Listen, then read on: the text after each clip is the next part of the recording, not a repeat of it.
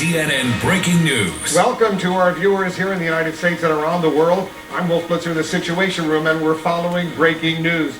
We're standing by for a White House briefing on the coronavirus pandemic as the number of known cases here in the United States now tops 63,000 with almost 900 deaths.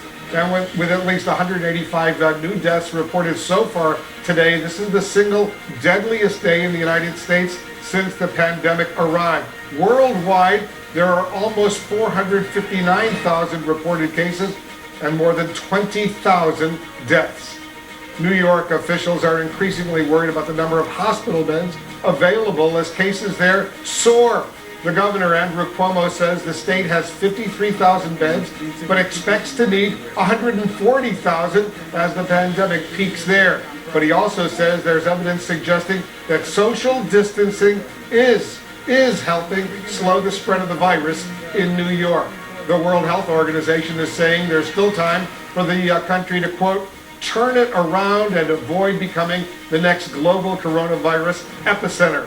While we wait for the White House briefing to begin, we don't know if the president will show up. I anticipate that he will. Let's go to our national correspondent, Erica Hill, joining us from New York. Erica, that state is an epicenter in the United States right now, but other states are now seeing a very rapid rise in the number of cases.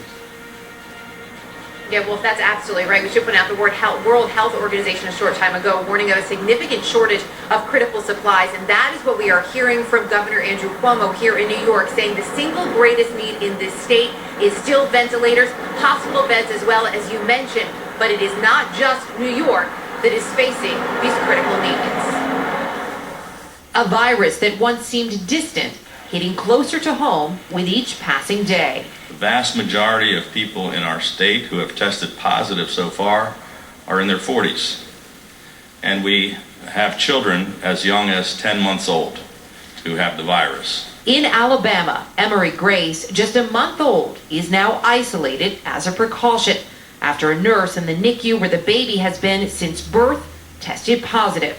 Her father telling CNN he felt this moment was inevitable given the number of people tending to his daughter every day. In New Orleans, more than half of the city's EMS workers are now being monitored after exposure to the virus. Louisiana has the highest growth rate for COVID-19, and the governor warns his state's healthcare facilities could be at capacity by the first week of April.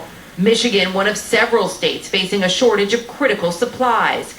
And while New York remains the epicenter, New Jersey now has the second highest number of cases in the U.S. As more states and cities announce shelter-in-place orders, New York is seeing a slowdown in the need for hospitalizations. Evidence suggests that the density control measures may be working. The governor cautiously optimistic and also clear now is not the time to loosen restrictions, warning the peak in his state, which now has 30,000 confirmed cases, is likely weeks away. And New York still needs tens of thousands of additional hospital beds and ventilators to meet the expected need. Across the country, officials are pleading with retired healthcare professionals to return to work. God bless them, 40,000 people have signed up as a surge healthcare force. That's a big, big deal. Because you can create beds, you can find the equipment, you have to have the staff. The fight against this invisible enemy is increasingly defined by those on the front lines.